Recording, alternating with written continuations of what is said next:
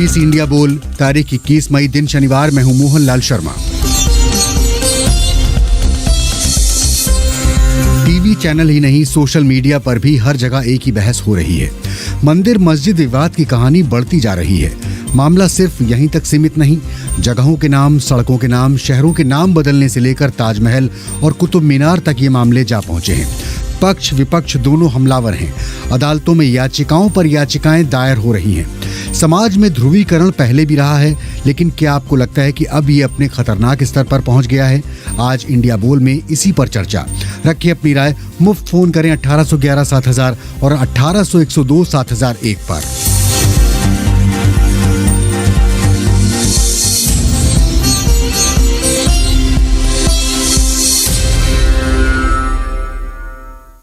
आप सुन रहे हैं बीबीसी हिंदी सेवा का कार्यक्रम इंडिया बोल। स्वागत, अभिनंदन। फेसबुक और यूट्यूब पर सुन रहे समस्त श्रोताओं का पहले मुख्य समाचार।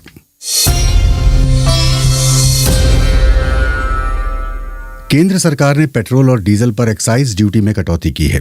सरकार ने पेट्रोल पर 8 रुपए प्रति लीटर और डीजल पर 6 रुपए प्रति लीटर एक्साइज ड्यूटी घटा दी है। वित्त मंत्री निर्मला सीतारमण ने कहा कि सरकार ने पेट्रोल पर सेंट्रल एक्साइज ड्यूटी 8 रुपए प्रति लीटर और डीजल पर 6 रुपए प्रति लीटर कम की है। इससे पेट्रोल के दामों में 9.5 रुपए प्रति लीटर और डीजल के दाम में 7 रुपए प्रति लीटर की कमी आएगी। ऑस्ट्रेलिया के निवर्तमान प्रधानमंत्री स्कॉट मॉरिसन ने आम चुनावों में अपनी हार स्वीकार कर ली है। हार स्वीकार करने के साथ ही स्कॉट मॉरिसन ने लिबरल पार्टी का अध्यक्ष पद भी छोड़ दिया है। लेबर पार्टी ने एंथोनी अल्बानीज के नेतृत्व में चुनाव जीत लिया है और बीते एक दशक में पार्टी पहली बार सत्ता में आ रही है। ऑस्ट्रेलिया ब्रॉडकास्टिंग कॉरपोरेशन के मुताबिक चुनाव में लेबर पार्टी ने स्कॉट मॉरिसन की सरकार को हरा दिया है। एबीसी ने अपने ताज़ा अनुमान में बताया है कि लेबर पार्टी अल्पमत की सरकार बना सकती है। संसद में बहुमत हासिल करने के लिए 76 सीटें जीतना जरूरी है। लेबर पार्टी अभी इससे 4 पीछे है, लेकिन अगले कुछ घंटों में पार्टी ये सीटें जीत सकती है। जैसे जैसे परिणाम आ रहे हैं, लेबर पार्टी के कैंप में जश्न तेज होता जा रहा है। दिल्ली यूनिवर्सिटी के प्रोफेसर रतनलाल को दिल्ली की एक अदालत ने जमानत दे दी है। उन्हें फेसबुक पर एक विवादित टिप्पणी करने के आरोप में गिरफ्तार किया गया था। 30 हजारी कोर्ट ने रतनलाल को जमानत दे दी, जिसके बाद उन्हें रिहा किया गया। प्रोफेसर रतनलाल ने ज्ञानवापी मस्जिद विवाद पर एक विवादित टिप्पणी की थी, जिसके बाद दिल्ली पुलिस ने FIR दर्ज करके उन्हें गिरफ्तार किया। अदालत ने रतनलाल से ज्ञानवापी मस्जिद पर कोई और पोस्ट न करने और मीडिया को साक्षात्कार देने से बचने के लिए कहा है। दिल्ली के एक अधिवक्ता ने दिल्ली यूनिवर्सिटी के हिंदू कॉलेज के एसोसिएट प्रोफेसर रतनलाल के खिलाफ शिकायत दी थी, जिसके बाद उन पर मुकदमा दर्ज किया गया था। कांग्रेस नेता राहुल गांधी के बयान पर भारतीय जनता पार्टी की प्रतिक्रिया सामने आई है। राहुल गांधी ने कहा था कि देश में ध्रुवीकरण बढ़ता जा रहा है, बेरोजगारी अपने चरम पर है, महंगाई बढ़ती जा रही है। बीजेपी ने देश में हर तरफ केरोसिन छिड़क दिया है, बस एक चिंगारी से हम सब एक बड़ी समस्या के बीच होंगे। बीजेपी ने राहुल गांधी के बयान पर तीखी प्रतिक्रिया दी है। भारतीय जनता पार्टी के प्रवक्ता गौरव भाटिया ने कहा कि एक हताश कांग्रेस और उनके विफल नेता राहुल गांधी जब भी विदेश की धरती पर जाते हैं, चाहे वो लंदन हो, अमेरिका हो, सिंगापुर हो, उनके वक्तव्य कहीं न कहीं ये दर्शाते हैं कि आज की कांग्रेस पार्टी 1984 से लेकर अब तक देश पे आग लगाने और सौहार्द बिगाड़ने में लगी है। दक्षिण कोरिया के दौरे पर गए अमेरिका के राष्ट्रपति जो बाइडेन ने यूक्रेन के लिए अब तक के सबसे बड़े राहत पैकेज पर हस्ताक्षर किए हैं। सैन्य, आर्थिक और मानवीय सहयोग वाला ये पैकेज करीब $40 अरब का है। अमेरिकी संसद ने इसे गुरुवार को मंजूरी दी थी। इस बिल की एक कॉपी अमेरिका से सोल पहुंचाई गई, जहां राष्ट्रपति बाइडेन ने इस पर हस्ताक्षर किए। इस बीच अपनी दक्षिण कोरिया यात्रा के दौरान राष्ट्रपति बाइडेन ने कहा है कि यदि उत्तर कोरिया के शासक किम जोंग उन सीधी वार्ता के लिए गंभीरता दिखाते हैं तो वो उनसे मिलने के लिए तैयार है। राष्ट्रपति बाइडेन से पहले अमेरिका के राष्ट्रपति डोनाल्ड ट्रंप भी उत्तर कोरियाई शासक से मिलने वाले पहले अमेरिकी राष्ट्रपति थे। फलस्तीनी स्वास्थ्य मंत्रालय ने कहा है कि जेनिन शरणार्थी कैंप पर छापेमारी के दौरान इस्राएली बलों ने अमजद अल फयाद नाम के किशोर की गोली मारकर जान ले ली है। जेनिन शरणार्थी कैंप इस्राएल के कब्जे वाले वेस्ट बैंक इलाके में है। फलस्तीनी स्वास्थ्य मंत्रालय के मुताबिक इस हमले में एक 18 वर्षीय युवक भी गंभीर रूप से घायल हुआ। ये थे अब तक के मुख्य समाचार।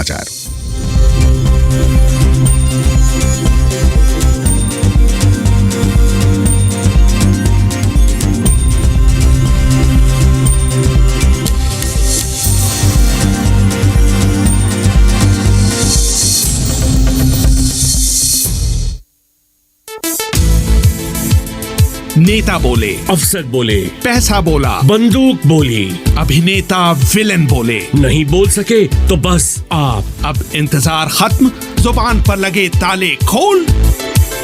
बीबीसी इंडिया बोल। नमस्कार, स्वागत है आपका बीबीसी इंडिया बोल कार्यक्रम में। नंबर आप श्रोताओं के लिए एक बार फिर से दोहरा देता हूं, 1811-7000 और 1800-102-7001। विषय भी आपके लिए फिर से दोहराता हूं कि क्या आपको लगता है कि ध्रुवीकरण आज अपने खतरनाक स्तर पर पहुंच गया है?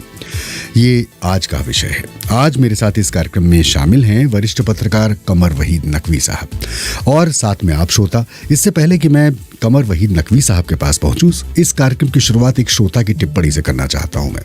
नाम बताएं और कौन बोल रहे हैं? सर, मैं योगेश बोल रहा हूं, देवरिया, उत्तर प्रदेश से। जी हाँ, बोलिए। जी सर, नमस्कार। नमस्कार सर, ये जो ध्रुवीकरण की नफरत इस समय देश में चल रही है वो खतरनाक ही नहीं है, काफी खतरनाक है सर। एक्चुअली क्या है कि किसी एक समुदाय को टारगेट करके जिस तरह ये दुनिया आगे बढ़ रही है, ये हमारा देश जो विकास के तरफ चलना चाहिए, जिसे अंतरिक्ष की बात करना चाहिए, जिसे साइंटिस्ट की बात करना चाहिए, जिसे अपनी स्वास्थ्य इंफ्रास्ट्रक्चर पे व्यवस्था अच्छा करना चाहिए, वो आज मंदिर मस्जिद के पीछे भाग रहा है सर। आज के युवाओं को नफरती इतनी बढ़ गई है कि एक दूसरे के बीच में बैठने से वो नफरत करते हैं सर। हमारे कितने ऐसे मित्र हैं जो हिंदू और मुस्लिम थे, आज हम लोग मिल नहीं पाते हैं सर और बात नहीं करते हैं। वो आने वाली पीढ़ियों के लिए बहुत ही खतरनाक होगा सर। इस पे जरूर कुछ ना कुछ उपाय करनी चाहिए। जी, बहुत बहुत शुक्रिया योगेश अपनी बात रखने के लिए। एक और श्रोता की आवाज, नाम बता दें, कौन बोल रहे हैं? मैं मोहम्मद शफी सर, जम्मू कश्मीर से बोल रहा हूँ जनाब। मोहम्मद शफी साहब, स्वागत है आपका, अपनी बात कहें। मजहब नहीं सिखाता आपस में डर रखना, हिंदी है हम, हिंदुस्तान हमारा। सर, बात यह है कि अगर मस्जिद बनी है वो भी हिंदुस्तान में है, मंदिर वो भी हिंदुस्तान में है, ताजमहल वो भी हिंदुस्तान में है, हर जो अच्छी चीज है वो हिंदुस्तान में है।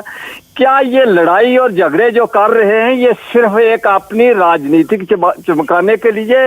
वोट इनको ऐसे मिलता नहीं है, वोट की जो है वो मिलता नहीं है और अपनी पार्टी को स्टैंड करने के लिए ये मजहबी जो है खिलवाड़ कर रहे हैं। मैं ये कहना चाहता हूँ देश के लोगों को, आओ मिलकर, ये देश गांधी का देश है, इस देश को एक की तरह देखो और मजहब में मत बंटवारा करो। ये हमारा देश है, ये हमारा देश अंग्रेजों से हमने आजाद करवाया हुआ है। इस देश की ताकत बहुत बड़ी है वर्ल्ड में। मैं इतना ही कहना चाहता हूँ सर। बहुत बहुत शुक्रिया। गोल्डू कुमार सिंह टिप्पणी कर रहे हैं, जाति और धर्म के आधार पर समाज का ध्रुवीकरण देश के लिए ठीक नहीं है, इससे लोगों के बीच द्वेष होता है। धार्मिक ध्रुवीकरण तो चुनाव में अन्य मुद्दों को पूरी तरह से दरकिनार कर दिया जाता है, पूरे देश का हित होता है, जनता को जागरूक होना चाहिए। अब मैं आपके पास आ गया हूँ कमर वहीद नकवी साहब। इस कार्यक्रम की शुरुआत हमने दो श्रोताओं की आवाज से की, दोनों की बातें आपने सुनी। सबसे पहले तो मैं मुख्य जो बात है कि क्या समाज का ध्रुवीकरण वाकई अपने खतरनाक स्तर पर है, चरम स्तर पर है? हाँ, मैं बिल्कुल इस बात को मानता हूँ कि समाज का ध्रुवीकरण काफी खतरनाक स्थिति में है और ये ध्रुवीकरण कोई अचानक से हुआ हो ऐसा नहीं है। ऐसी बात नहीं है कि एकदम कोई एक ऐसी घटना हुई जिस घटना ने पूरे देश को आंदोलित कर दिया और लोग दो हिस्सों में बंट गए। दरअसल जो है वो, और दरअसल सच बात यह है कि कभी भी ध्रुवीकरण जो पूरे देश में इस व्यापक स्तर पर फैलता हो वो किसी भी अचानक घटना से हो ही नहीं सकता। और हम अगर इस तरह के ध्रुवीकरण के प्रयासों का इतिहास देखें तो हम पाएंगे कि इसके लिए बड़ी जो है एक नियोजित, ऑर्गेनाइज, संगठित जो है कोशिश होती है और जिसमें कि आप एक समाज के हिस्से की धार्मिक भावनाओं को भड़काते हैं। तो यहाँ पे भारत में एक तरह से हिंदू समाज को गोलबंद करने का एक लगातार बड़ा प्रयास हुआ, जो 60 के दशक में गोरक्षा आंदोलन से शुरू हुआ, जहाँ पे संसद का घेराव किया गया था दिल्ली में। काफी वो घटना में काफी हिंसा भी हुई और उसके बाद जो है वो विश्व हिंदू परिषद का गठन हुआ और फिर राम जन्मभूमि आंदोलन का जो पूरा आंदोलन चला, उसने ध्रुवीकरण किया एक प्रकार से। तो अभी जो ध्रुवीकरण हो रहा है, राम जन्मभूमि का मामला खत्म हो गया, तो माना जाना चाहिए था कि अब इसके बाद कोई दूसरी चीज ऐसी नहीं होगी जो समाज को बांटे, और खासकर तब जबकि राम जन्मभूमि विवाद के पर सुप्रीम कोर्ट का अंतिम फैसला आने के बाद आरएसएस की ओर से भी ये कहा गया था कि भाई ये जो है ये अंतिम ये मामला था, अब इस मामले के आगे हमको और कुछ नहीं करना है, ये मामला के बाद अब सब कुछ खत्म हो गया। और आरएसएस ने अपने काडर को भी तब ये संदेश भेजा था कि सुप्रीम कोर्ट के फैसले पर जश्न नहीं मनाया जाए वगैरह वगैरह। हाँ। तो यह, लेकिन आप देखें कि उसके कुछ साल के बाद एक नए सिलसिले से जो ध्रुवीकरण शुरू हुआ, पहले तमाम छोटी छोटी घटनाओं से शुरू हुआ, जिसमें पूना में किसी मॉब लिंचिंग के तमाम मामले आए, मॉब लिंचिंग के तमाम मामले आए, फिर लव जिहाद, फिर घर वापसी, और फिर अजान, फिर अभी रामनवमी के लाउड स्पीकर, अभी रामनवमी के दिन आपने देखा कि कितने बड़े पैमाने पे सभी शहरों में एक साथ चीजें हुई। तो जब भी ऐसा कोई ट्रिगर तो था नहीं उसके पहले, पर अचानक से देश भर के बहुत बड़े शहर, बहुत ज्यादा शहरों में अचानक से वो घटनाएं हुई। तो जाहिर सी बात है कि उन घटनाओं को नियोजित ढंग से किया गया था, वो अचानक नहीं हुई, ये मेरा कहना है। इसके पीछे के जो कारण है और ये क्यों किया जा रहा है, तर्क ये दिया जाता है, जी तर्क ये दिया जाता है कि ध्रुवीकरण कोई पहली बार तो हुआ नहीं है, ये तो आज़ादी के बाद से ही ध्रुवीकरण होता रहा है, और मतलब कोई नई चीज नहीं है, ये समाज में पहले से भी रहा है। हाँ, समाज में पहले से भी रहा। मैं तो बोल रहा हूँ कि 60 के दशक में जब ये गोरक्षा आंदोलन की शुरुआत हुई थी, और उसके बाद जो है जब 64 में विश्व हिंदू परिषद की स्थापना हुई, और विश्व हिंदू परिषद ने तमाम दुनिया भर में हिंदुओं को एकजुट करने की का अभियान चलाया, और उस समय ये अभियान दुनिया भर में हिंदुओं को एकजुट करने को था, और बाद में धीरे धीरे जब विश्व हिंदू परिषद जो है एक प्रकार से संगठित हुआ, तो उसको राम जन्मभूमि कह के एजेंडा वो आप वही बात कह रहे हैं। बहुत सारे हमारे श्रोता टिप्पणी कर रहे हैं। जगदीश कह रहे हैं कि भारत 16वीं सदी की ओर बढ़ रहा है। शमशाद समस्तीपुरी कह रहे हैं कि बीजेपी जाने अनजाने देश में वॉल्कनों पर ठिकाने, मतलब जो ज्वालामुखी पर बैठने का काम कर रही है। एक श्रोता की आवाज़ सुन लेते हैं। नाम बता दें, कौन बोल रहे हैं? हेलो जी हाँ, नाम बता दें। नमस्कार मोहनलाल जी। जी नमस्कार। मैं गुजरात से डिस्ट्रिक्ट भरूच जी घानसोर से उस्मान चौहान बोल रहा हूँ। उस्मान चौहान साहब बोल रहे हैं जी, कहें अपनी बात। जी, आपके पैनलिस्ट को मैंने सुना, बड़ी अच्छी बात कर रहे थे वो, उनको मेरा नमस्कार बोलिएगा। जी हाँ, सुन रहे हैं आपको, नमस्कार। हाँ जी, ये ध्रुवीकरण जो है ना साहब, तो मैं एक शेर से स्टार्ट करता हूँ। मजहब नहीं सिखाता आपस में बैर रखना, हिंदी है हम वतन हिंदोस्तां हमारा। साहब, तो ये ध्रुवीकरण तो जो है ना वो पहले से चलता था, लेकिन उसके अंदर वो मानसिकता इतनी खराब नहीं थी। अभी जो ध्रुवीकरण की उम्र 7 साल हुई है, और ये 7 साल की उम्र के ध्रुवीकरण में मानसिकता बहुत खराब हो चुकी है। यानी कि अभी का ध्रुवीकरण है वो खतरनाक स्तर पे नहीं गया है, बल्कि एलओसी उसने पार कर दिया है। तो बहुत से मुद्दे हैं साहब, ये मुद्दों, महंगाई का मुद्दा है, रोजगारी का मुद्दा है, और भी मुद्दे हैं, जीडीपी का मुद्दा है, लेकिन ये ध्रुवीकरण वाला मुद्दा हमको, हमारे देश की इमेज को भी खराब कर रहा है, और हमारे देश के अंदर जो हमारी जनता है उसका सौहार्द भी खराब कर रहा है। ये ध्रुवीकरण नहीं होना चाहिए साहब। बहुत से मुद्दे हैं साहब, ऐसा नहीं है कि ये एक ही मुद्दा है। रोजी का मुद्दा है, वो पहले सॉल्व करना चाहिए। मतलब रोजी रोटी का मुद्दा सॉल्व होता नहीं और ये सब मुद्दे आ जाते हैं। बहुत बहुत शुक्रिया। एक और श्रोता की आवाज। नाम बता दें, कौन बोल रहे हैं? हेलो जी हाँ, नाम बता दें। जी, उपेंद्र मणि त्रिपाठी बोल रहा हूँ जी, प्रयागराज से। हाँ, कहें अपनी बात। जी सर, नमस्कार। नमस्कार जी, मैं ये कहना चाह रहा हूँ कि देखिए, ध्रुवीकरण तो आजादी के पूर्व और आजादी के बाद भी रहा है, लेकिन इसका स्तर इस समय समाज में बढ़ता जा रहा है, क्योंकि समाज में जनता की आकांक्षाएं बढ़ती जा रही हैं, और उस पैरामीटर पर राजनीतिक दल खरा नहीं उतर रहे हैं। जैसा कि उस्मान गनी चौहान और जो है आपके पैनलिस्ट ने कहा, रोजगार के मुद्दे हैं, शिक्षा के मुद्दे हैं, महंगाई का मुद्दा, ये तमाम मुद्दे हैं। उस मुद्दे से भटकाने के लिए इस शिगुफे को छोड़ दिया जाता है। और दूसरी बात जो रही धर्म की, धार्मिक ध्रुवीकरण, वो धर्म नहीं, वो पंथ के रूप में व्याख्यायित किया जा रहा है। संविधान सभा में इस पर बहुत बहस हुई थी, और ये कहा गया था कि ये कोई राष्ट्र धर्मनिरपेक्ष नहीं हो सकता, पंथ निरपेक्ष हो सकता है जो है। तो मैं एक लास्ट बात कहना चाहूंगा कि धर्म न हिंदू बौद्ध है, सिख न मुस्लिम जैन, धर्म चित्त की शुद्धता, धर्म सुख चैन। अगर वो चीज नहीं है तो वो धर्म नहीं है। उसकी गलत व्याख्या समाज में की जा रही है, राजनीतिक दलों द्वारा बहकाया जा रहा है समाज को। जी, बहुत बहुत शुक्रिया। नकवी साहब, एक हमारे श्रोता टिप्पणी कर रहे हैं कि जब हिंदू ने बोलना शुरू किया तो दिक्कत शुरू हो गई। अब तक जब तक नहीं बोलता था तब तक तो कोई दिक्कत नहीं थी, जब बोलना शुरू किया, जब जाग गया हिंदू तो दिक्कत हो गई।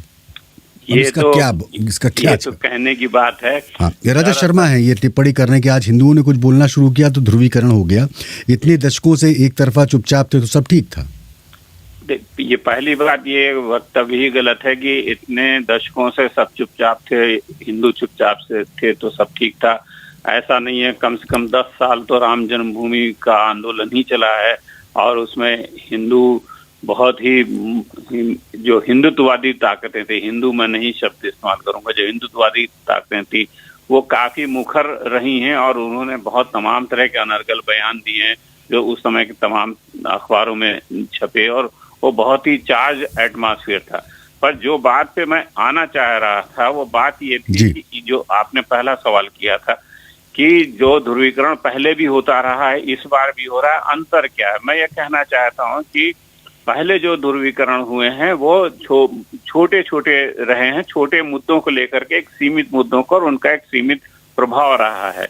लेकिन अभी जो ध्रुवीकरण हो रहा है उसका एक लार्जर पर्सपेक्टिव है, वो उसका कोई माइलस्टोन नहीं है। जैसे राम जन्मभूमि आंदोलन को लेकर के जो ध्रुवीकरण था उसका एक माइलस्टोन था कि राम जन्मभूमि, राम मंदिर बनना चाहिए। अब जो ध्रुवीकरण हो रहा है इसका कोई माइलस्टोन नहीं है। इसका जो भी माइलस्टोन है वो बहुत से लोग जानते भी हैं कि हाँ वो क्या आगे कहाँ देश को लोग ले जाना चाहते हैं। लेकिन फिलहाल जो है वो इसका एक एजेंडा बड़ा है। और मैं इस बात को कहना चाहूंगा कि देखिए, अचानक से ये क्या हो जाता है कि लोगों का दिमाग बदल जाता है। और जो बात मैंने वही बात है ना, तो दिमाग कैसे बदल जाता है? देखिए, हमारे इतने श्रोता आए, 4-5 श्रोता आ चुके हैं, बात सब एक ही कह रहे हैं, ठीक है, लेकिन दिमाग सबके बदले हुए हैं। मैं बता रहा हूं आपको कि कैसे बदला जाता है। और इसके लिए मैं आपको एक 2 मनोवैज्ञानिक प्रयोगों की चर्चा करना चाहूंगा। और ये 1996 का पेपर है, न्यूयॉर्क के 3 मनोवैज्ञानिकों ने लिखा था, जॉन ए बार्ग, मार्क चेन और लारा बरोस। इन्होंने क्या किया, इन्होंने, ये कंडीशनिंग होती है, आप जो है समाज को एक खास तरह की कंडीशनिंग में डाल देते हैं। और वो कैसे होता है, उसका ये जो प्रयोग की बात मैं आपको बताने जा रहा हूँ इसको स्थापित कर देगा। इन्होंने क्या किया कि कुछ छात्रों के, समान वय के, समान क्लास के कुछ छात्रों के 2 ग्रुप बनाए और उनको जो है 15-15 शब्द दिए। और ये 15 शब्द दिए और कहा कि आपको इनसे वाक्य बनाने हैं, 5 मिनट का ये एक्सपेरिमेंट है, 5 मिनट में ये वाक्य बना दीजिए। एक ग्रुप को जो शब्द दिए गए उसमें उग्र शब्द थे और दूसरे ग्रुप को जो शब्द दिए गए उसमें विनम्र शब्द थे, कोमल शब्द थे। 5 मिनट का इनको जो है वो दिया गया। इसके बाद जब ये एक्सपेरिमेंट खत्म हो गया तो इन छात्रों से कहा गया कि भाई आप जाइए, आप अगले जो लेबोरेटरी है वहां पर जो प्रोफेसर साहब हैं वो आपको इस एक्सपेरिमेंट का एक अगला हिस्सा बताएंगे। जब वो छात्र वहां गए और पहले भेजा गया जो कठोर ग्रुप था उसको, और तो वहां उन्होंने देखा कि प्रोफेसर साहब किसी से बात कर रहे हैं और वो उसको कुछ समझा रहे हैं उस व्यक्ति को, और उसको समझ में नहीं आ रहा है। और वो बात होती रही और ये ग्रुप वहाँ खड़ा रहा कि अब प्रोफेसर साहब खाली हों तब तक जो है, तब हम इनसे पूछें कि अब मेरे को हमको क्या टास्क देना है। 5-5.5 मिनट तक वो इंतजार करता रहा और 5.5 मिनट बाद उसने हस्तक्षेप किया, सारी सर अब हमें आपने यहाँ क्यों बुलाया, बताइए। हाँ। ये वो ग्रुप था जिसको कठोर शब्द दिए गए थे। अब जिसको विनम्र शब्द दिए थे जिस ग्रुप को, वो ग्रुप जो है सेम उसके साथ एक्सपेरिमेंट किया गया। वो ग्रुप 9 मिनट के बाद जो है उसने बोलना शुरू किया, यानी उसका टॉलरेंस जो है 4 मिनट ज्यादा था। आप सोचें कि अगर आप केवल 5 मिनट कुछ कठोर शब्दों की संगत में रहते हैं हाँ, और हाँ, केवल 5 मिनट कुछ कोमल शब्दों के संगत में रहते हैं, तो आपका ब्रेन जो है हाँ, वो किस तरह से इनटॉलरेंट और टॉलरेंट हो हाँ, जाता कितना असहिष्णु हो जाएगा। जी हाँ, जी हाँ। तो जब हम समाज में लगातार जो हाँ, हमारा मीडिया है, जो मैं उसी पर आ रहा हूँ। जी हाँ, तो मैं इसलिए कह रहा हूँ कि जब आप इस तरह का माहौल बनाएंगे तो माहौल पूरा चार्ज होता है। हाँ, और उसमें वो सारे लोग जो पहले बिल्कुल उससे प्रभावित नहीं थे वो भी प्रभावित होने लगते हैं और वो भी उसी प्रकार का उग्र जो है बिहेवियर करने लगते हैं। मैं अब आपके पास मीडिया के रोल की बात करने के लिए आने वाला हूं। एक श्रोता को सुन लेते हैं। नाम बता दें, कौन बोल रहे हैं? हेलो जी हाँ, नाम बता दें। जयप्रकाश सिंह सर। जयप्रकाश सिंह जी, स्वागत है आपका कार्यक्रम में, कहें अपनी बात। सर मेरा एक सवाल है विशेषज्ञ जी से जी कि सर पहले के जो शासक रहे हैं, जो इतिहास काल में हम लोग पढ़ते आ रहे हैं, तो ऐसा किताबों में इतिहासों में पढ़ा गया है कि उन्होंने मंदिरों को तोड़ के मस्जिद बनाई और बहुत सारे धर्मों को, चाहे बौद्ध धर्म का भी तोड़ा गया था। तो क्या जो वर्तमान सरकार है, क्या वो वही गलती दोहराएगी जो पहले के शासक कर चुके हैं? उन्होंने तो एक गलती किया जो किसी धार्मिक अनुष्ठान को, धार्मिक मंदिरों को तोड़ा और तोड़ के उसके जगह मस्जिद बनाई। तो क्या सरकार वही गलती फिर दोहराएगी कि मुझे लगता है कि ये सवाल जो है ना वो भारतीय जनता पार्टी के प्रवक्ताओं से पूछा जाना चाहिए। जी, एक और श्रोता को सुनता हूँ। नाम बता दे, कौन बोल रहे हैं? मोहनलाल सर को मेरा नमस्कार। नमस्कार, कौन बोल रहे हैं? बिहार के सुपौल जिला त्रिवेणीगंज प्रखंड से मनोज कुमार मेहता, पंचायत बरफुआ से बोल रहे हैं। जी मनोज कुमार मेहता जी, अपनी बात कहें।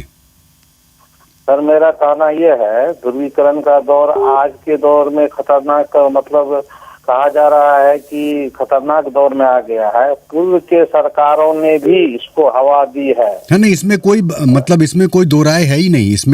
इसमें ऐसा नहीं है कि सिर्फ ये अभी की बात है, पहले भी हो रहा था और पहले तो दूसरी सरकारें भी थी।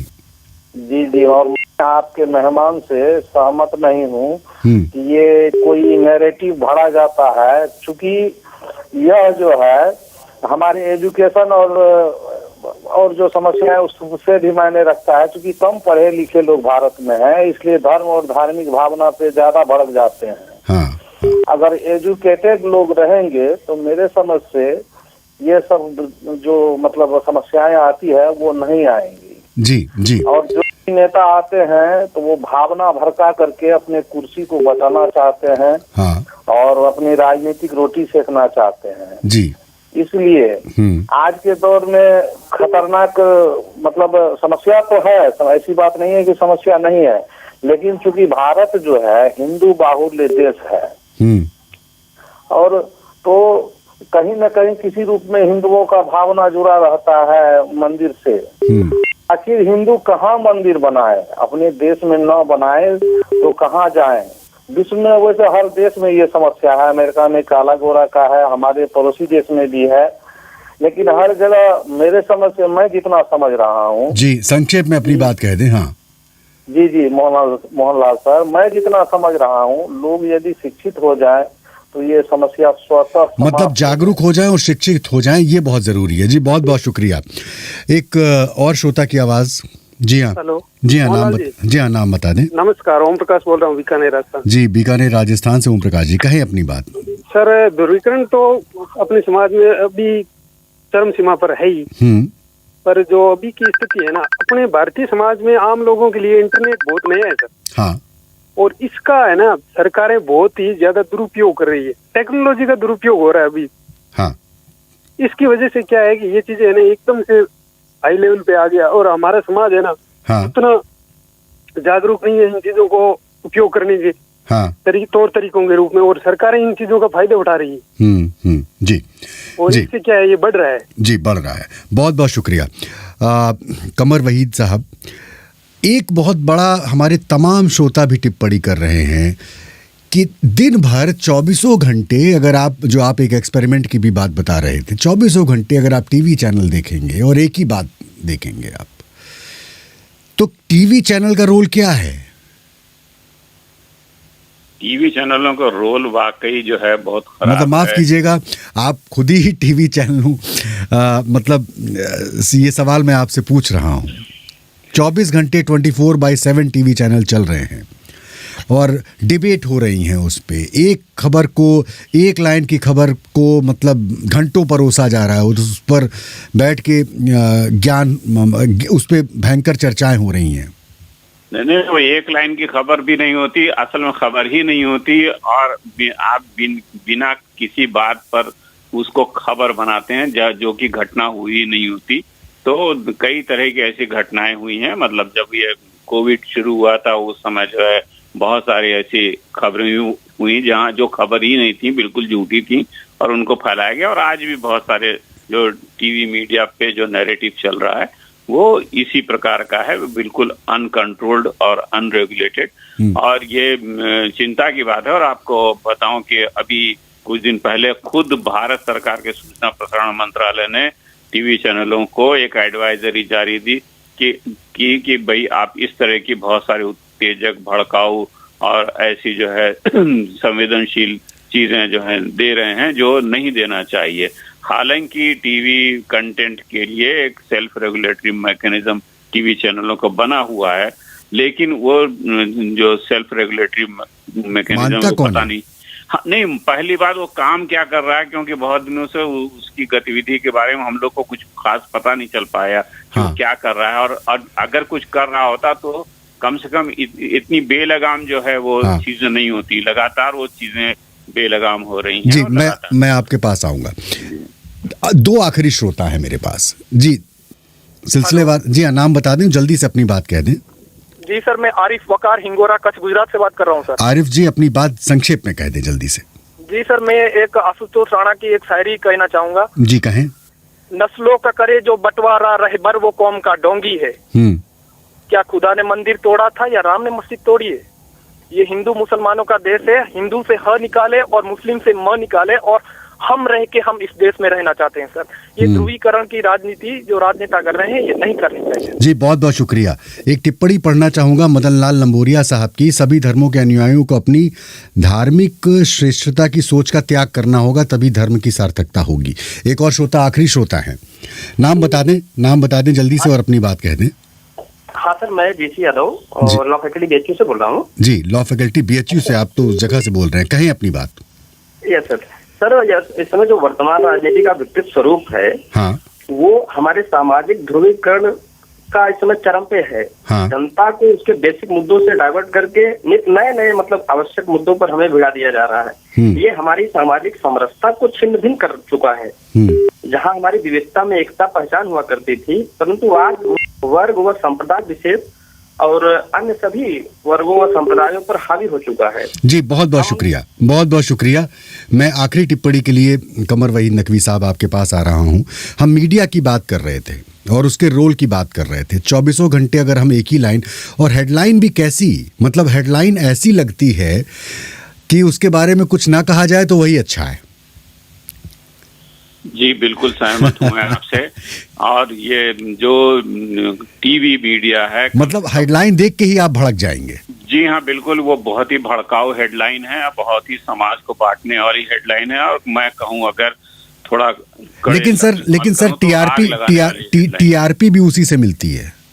माफ कीजिएगा, लेकिन क्या करें। नहीं देखिए, क्या करें ये बात नहीं है। टीआरपी जब क्या होता है, जैसे आपको मैं बताऊं कि अगर हम सड़क पे चलते हैं और अगर रेड लाइट काम नहीं करे तो आपको छोटी सी सड़क पे भी ट्रैफिक जाम हो जाता है जहां कोई ट्रैफिक नहीं, क्योंकि हर आदमी आगे निकलना चाहता है। तो टीवी मीडिया के साथ यही है कि उनका एक रेगुलेटरी मैकेनिज्म बना था, जो मैकेनिज्म लगभग इस समय पूरा फेल हो चुका है। और उसमें भी चूंकि टीवी चैनलों के 2 धड़े बन गए हैं। एक जो है धड़ा अर्नब गोस्वामी के नेतृत्व में उसने अपना एक अलग रेगुलेटरी मैकेनिज्म बनाया, और एक धड़ा जो पहले एनबीए के साथ था उसका एक अपना रेगुलेटरी मैकेनिज्म। पर ये कहाँ काम कर रहा है?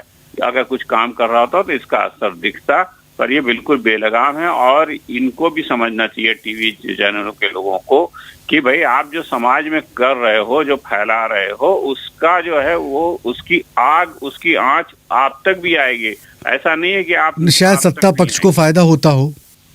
नहीं, सत्ता पक्ष को फायदा क्या होता है क्या नहीं होता, और अगर सत्ता पक्ष को फायदा होता तो ये मीडिया का काम थोड़ी है कि वो सत्ता पक्ष को फायदा पहुंचाए या विपक्ष को फायदा पहुंचाए। मीडिया का काम ये है कि एक बैलेंस जो है अप्रोच रखे, बैलेंस और ऑब्जेक्टिव रिपोर्टिंग करे, और कम से कम इस तरह की चीजें नहीं करे कि जिससे जो है वो लोग उत्तेजित हों। अभी आप देखिए, मेरे पास सिर्फ 30 सेकंड बचे हैं। हमारे जितने श्रोता है सारे बड़े प्रबुद्ध श्रोता हैं, सबने बड़े काम की बात कही, ठीक है, लेकिन वही बात है कि जब चीजें यथार्थ के धरातल पर होती हैं तो बदल जाती हैं। जी तो कमर वहीद नकवी साहब, आपका बहुत बहुत शुक्रिया। यहाँ पर मैं उन तमाम श्रोताओं से माफ़ी मांगना चाहता हूँ जिनके फ़ोन मैं इस कार्यक्रम में शामिल नहीं कर पाया, और उन सबका धन्यवाद जो इस कार्यक्रम में शामिल हुए। फिर मुलाकात होगी, तब तक मोहनलाल शर्मा को विदा दें। आज स्टूडियो संभाल रहे थे राजेश चौहान। फिर मुलाकात होगी, कल फिर हाजिर होंगे। नमस्कार।